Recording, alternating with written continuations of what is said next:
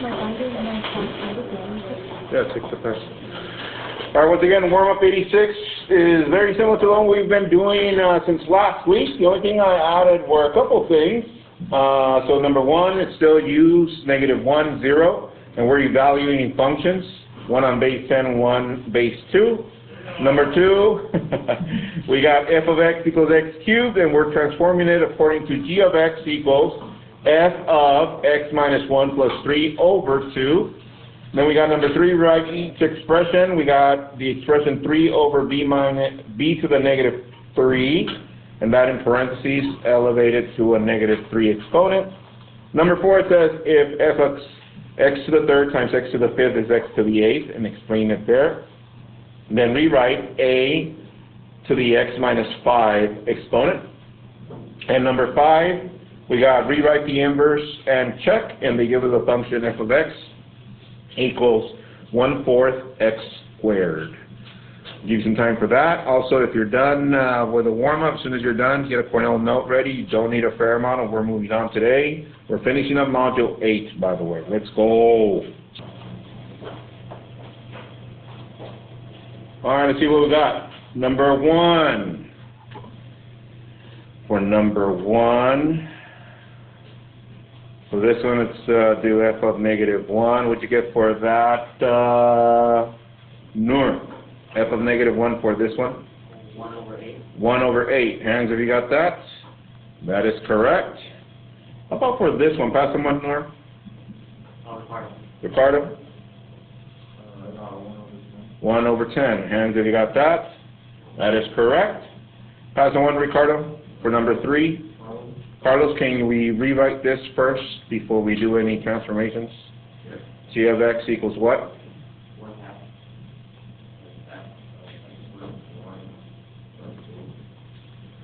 Close. Square. Wait, no. Cube. Cube, yes. Cube, don't forget the cube. All right. That is correct. And like that, we need it in that format because that we can identify that this is going to do what the function. It's going to compress it and then move it to the right and 3 up. All right. Pass someone. Carlos, number 3. Adrina, what did you get for number 3? Bless you.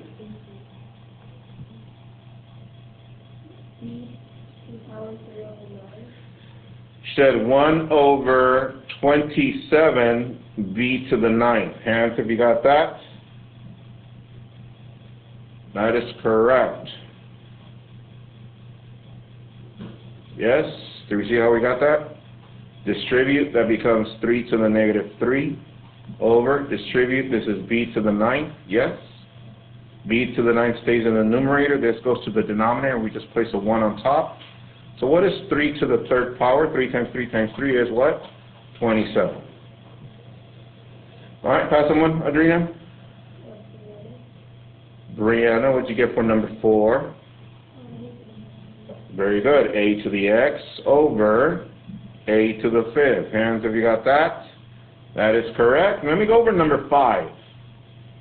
I'm bringing these back because we're about to move on to the next concept in a couple of weeks, and we're going to need these inverses again. That's why it says write the inverse. So first thing we do is change this to y form. That's 1/4 times x squared. We need to leave the x by itself. That means I need to multiply this one times 4. So if I multiply this side times 4, that side times 4, this is 4y equals, here's a giant 1, so that leaves us with x squared. How do we cancel that squared? Well, we take a square root, this cancels that. That leaves us with x equals, what is square root of 4? 2, and that leaves us with square root of y. Is that the inverse? No, Mr. Q. What makes it an inverse? Tell your neighbor, see if they remember. What would make this an inverse? Good conversations. When we exchange the variables, this is 2 square root of x equals y. Can we leave y in that format? No, we started with what? Function notation, so the y becomes f inverse of x equals 2 square root of x. Yes? All right, let's move on. Agenda for today. We got warm-up number 86, rational functions. Today's home plate page is 413, 414. It's only 4 graphs, So, I mean, since you have all the afternoon by yourself, you're going to have plenty of time. While you're having your Johnny's or McDonald's or wherever you're going.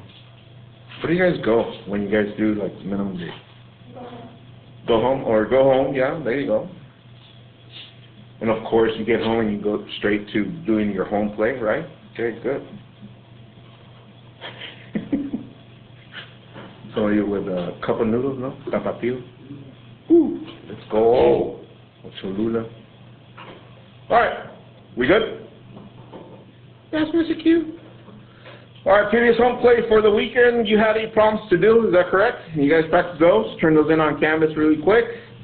And once again, remember these have the slant asymptotes, so look for those on your home plays. And tonight, once again, 413, 414. And just FYI, let's see, where's canvas at? Let me show you once again.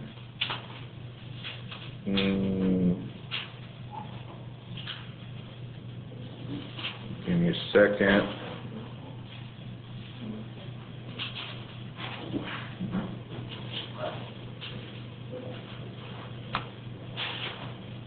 Alright, so here's a student view for Canvas. Your screen should look like this. And I included 3 buttons, yes, my YouTube, Zoom, and also the textbook. The electronic textbook is right here.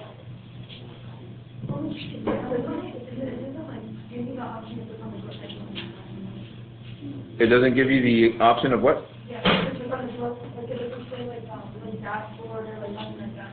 Oh, let me check. So,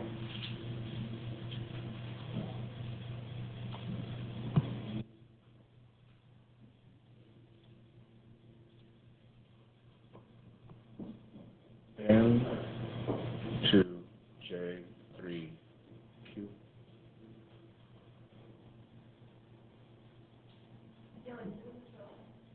It doesn't show this? Maybe, are you doing it through Chrome? I think fresh everything down. I can try to do it right now, but it is still up. Yeah, sometimes it might be the Wi-Fi that it's not allowing you, so just see if you can switch. But from here, instead of going to the interactive, you go to student resources. And right now we are on rational functions, module 8, and then graphing more complex, and student edition. And it should be in there. Yeah? Yes, Mr. Q. And there we are.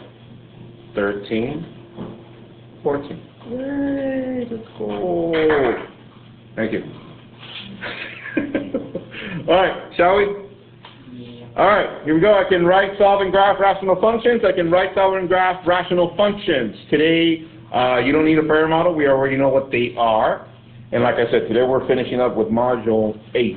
Module 8. Module 9, we finished first semester. I think it was like around October when we did the expressions only, just to give you a heads up and practice, and equations using fractions.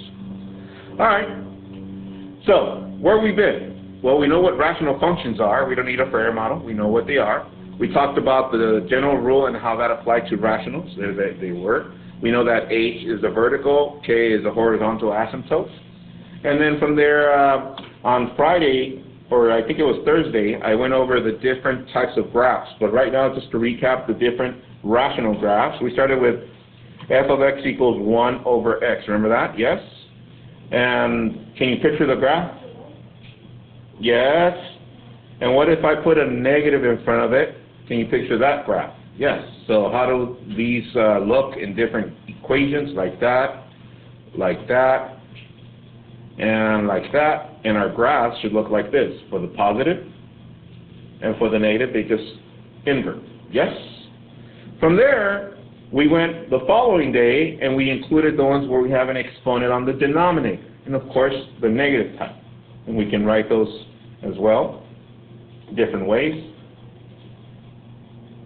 And there they are. And this is what we call the what? The J-lo. There it is, the J and the L. And then the inverse, it just flips over. Yes? From there, we went to these.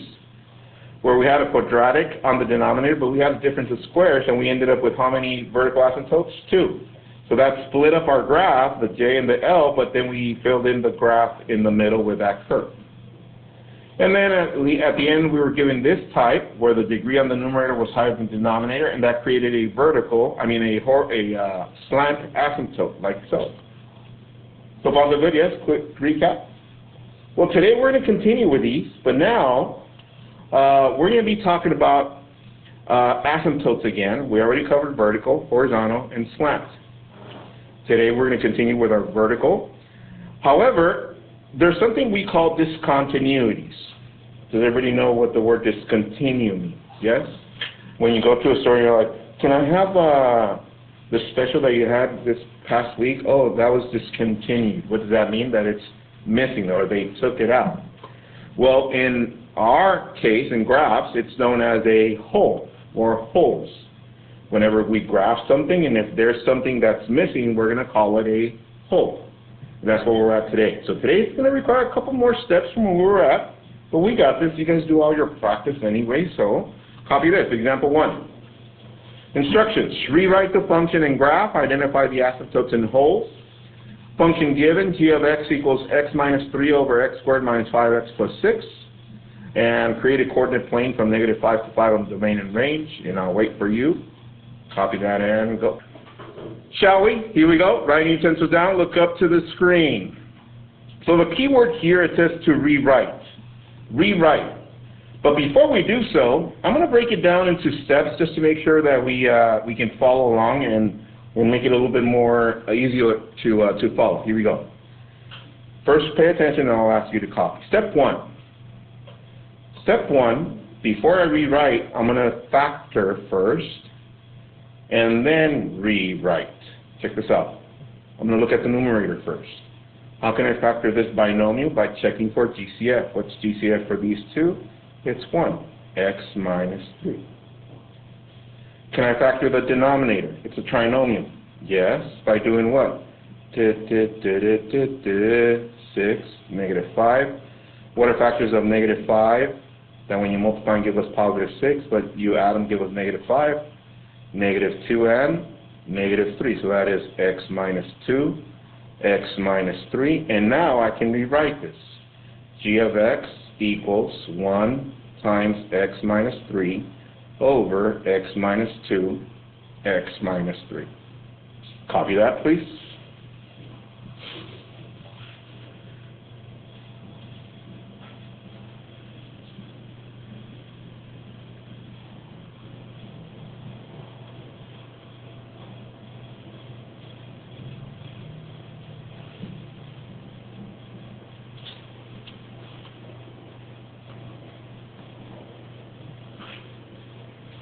All right. So step 1 is pretty straightforward. Factor and rewrite. Did I factor the numerator? What did I use? GCF. Did I factor the denominator being a trinomial? Yes. There it is. And I rewrote it. Step 2.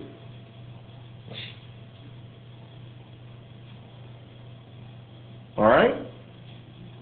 Writing utensils down. Look up to the screen. Here we go. Look what I'm going to do.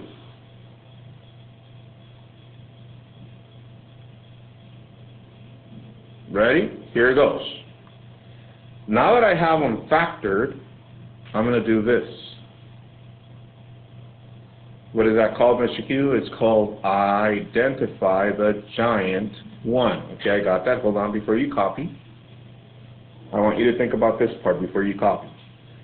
If I identify a giant one, that means I can get rid of that. Is that correct? Because it's an invisible one. But if I get rid of it, on the graph, it's going to create something missing because we took it out of the equation. So what is that called? That's what we call a hole. How do we find the hole, Mr. Q? Well, we know what the x value that we took out, x minus 3, we set it equal to 0.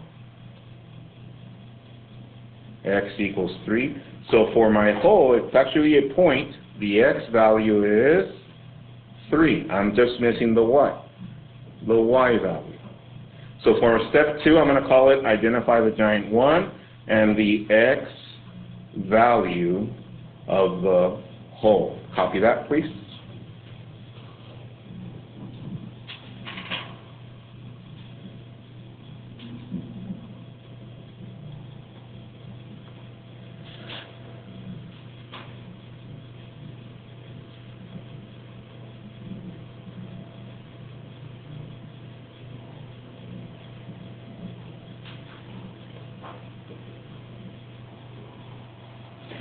Now, does everybody understand why it's a whole? Because here, when we identify the giant 1, we can actually rewrite the equation without the giant 1. So watch. Step 3. I'm going to rewrite. Rewrite first, comma. So, what do I have left if I get rid of the giant 1? I have g of x equals 1 over x minus 2. Does that look a little bit more familiar from what we've been graphing? Yes, Mr. Q. Okay. Okay. So check this out.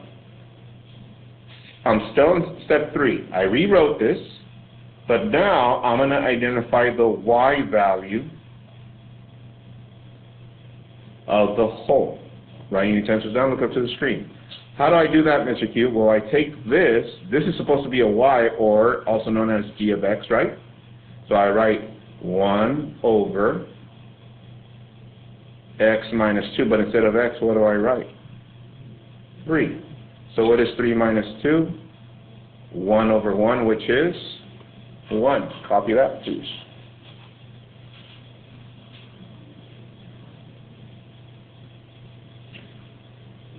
Alright, and basically I just found the whole, which is at 3, 1. Alright, and the last step is our easy step, and we're right over here, step number 4. Graph with asymptotes. There it is. You guys see it? Yeah? It's like I can't see it. This is fine. There it is. Graph with asymptotes. There it is. Step 4. So, VA x equals HA y equals. Alright? And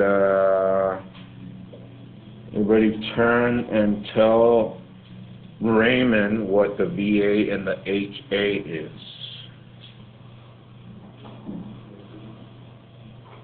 VA is what, everyone? 2, that is correct. How about our HA? 0, there's nothing there, yes. Right? There's nothing here, so it's 0. So, x equals 2 is right there. Here's our VA.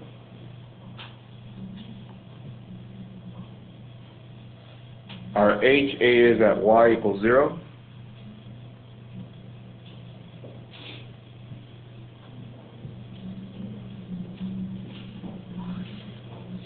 Now before I plot my whole and my graph, look up. Look at the equation here, the last one. What kind of graph are we supposed to get at the end? Look at it, think about it.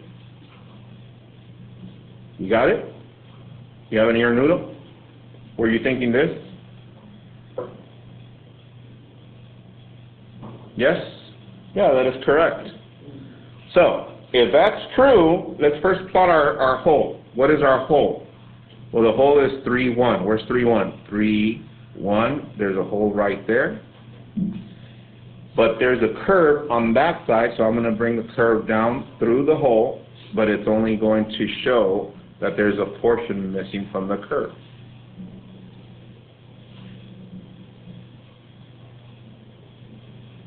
Are we there?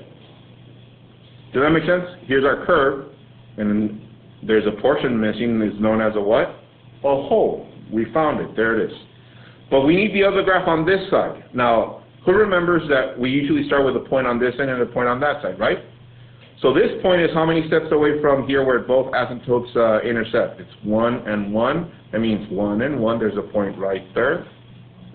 But that one is a solid point. And there you go.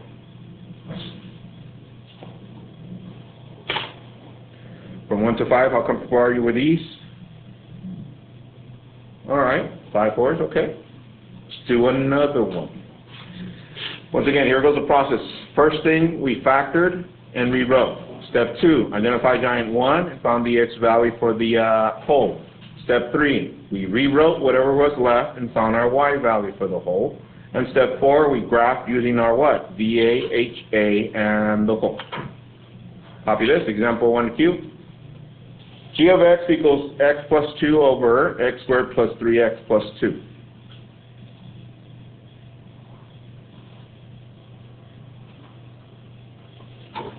Alright? Let's see, get us started please, and then you'll pass it to someone. Get us started. Carlos, what do I do first? Yeah, factor. So what do I write on the numerator? 2. Denominator, 2 and 3. Factors of 2 that add up to 3. 1 and 2. So it's x plus 1, x plus 2. And now we rewrite it. G of x equals 1, x plus 2 over x plus 1, x plus 2. All right, that was step 1. Pass someone? Carlos? Nor. What are I doing next? Giant 1 is right here. X plus 2 over x plus 2, which that is going to help us find our what? Our hole. So what do I write for the hole? X plus 2 equal to 0, minus 2 minus 2. X equals negative 2. So the x value of the hole is negative 2. Pass someone? Ricardo, what do I do from there? Rewrite whatever is last or left. G of x equals 1 over x plus 1. And find the y value, he said. So what do I write here? 1 over what?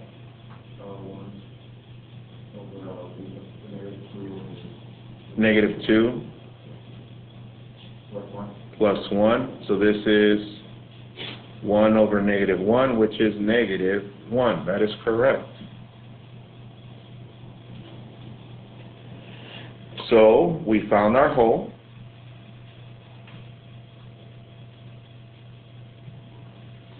Pass someone, Ricardo? Audrina, what do I do next? Graph, which means I need my VA and my HA.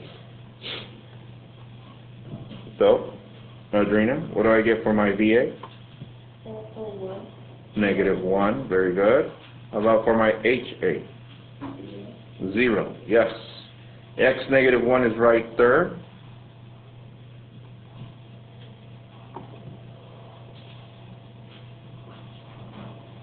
Y 0 is right there.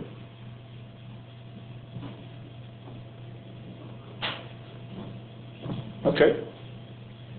And we continue graphing. What is my hole? Negative 2, negative 1. Negative 2, negative 1. That means there's a hole right there. And look at the graph. The equation. There is no quadratic on the denominator, which means that our graph should look like this, and like this. Is that correct? Which means we already have this bottom portion over here. This point is how many steps away from this where both intersect? Asymptote 1 and 1. So this should be a point here at 0 and 1. And there you go. From 1 to 5, I'll come to borrow you with these. 5, 5, 4, 5, 4s. Okay. Pretty straightforward, yes? All right. One more, one last one. Here we go. Example 1 super cube. We got g of x equals x squared plus 7x plus 12 over 4x squared. Over x squared plus 4x.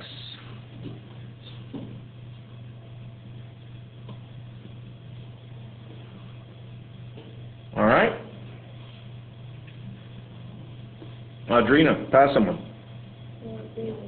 Raymond, what do we do first? Factor. So how do I factor the numerator? 12 and 7. So what are the factors of 12 that add up to 7? 4 and 3, or 3 and 4. So I write x plus 3, x plus 4. How about the denominator, Raymond? We can't, because this has a plus. That's still solving. Solve? Which is? Yes, GCF. X plus 4. Remember, whenever you can't find using square roots to factor, like Raymond said, that only works for difference of squares, check for GCF right away. So let's rewrite this. G of x equals x plus 3, x plus 4, over x times x plus 4. Pass someone, Raymond. Giant 1, and then? That's a whole. Whole. Continue. X plus 4 equals 0, so you subtract 4, negative 4. So our x value is negative 4 for the whole. Pass someone. Andy. Andy, continue.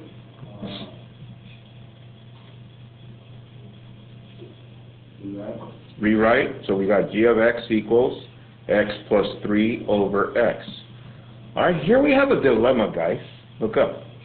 Notice we don't have a 1 on the numerator. When we got to these point with the other ones, we had a 1. Check this out. A 1 and a 1. So let's see if your noodle can catch this. We did plenty of practice. What do we do when we have a numerator that is a binomial? Philip in the house, let's go. Divide. So we do x plus 3 divided by x. So what number times x gives me x? 1. Subtract. This cancels. Bring down the 3. So my remainder is 3. So we write this as 1 plus 3 over x. Okay. Am I done rewriting this? No, we still have the 3 in the numerator, and there's a plus 1. We're going to move the plus 1 to the end. Is that correct? And the 3 to the front. Does everybody see it? Yes? So that becomes g of x equals 3 times 1 over x plus 1. And now we can find our y value. I do 3 times 1 over x plus 1, but at the bottom instead of x we write negative 4. So 3 times negative 1/4 is negative 3/4 plus 1. And what is negative 3/4 plus 1? 1/4. That's right there. Pass someone, Philip. Oh, Andy, pass someone. Who? Oh, Brian. What's our vertical asymptote?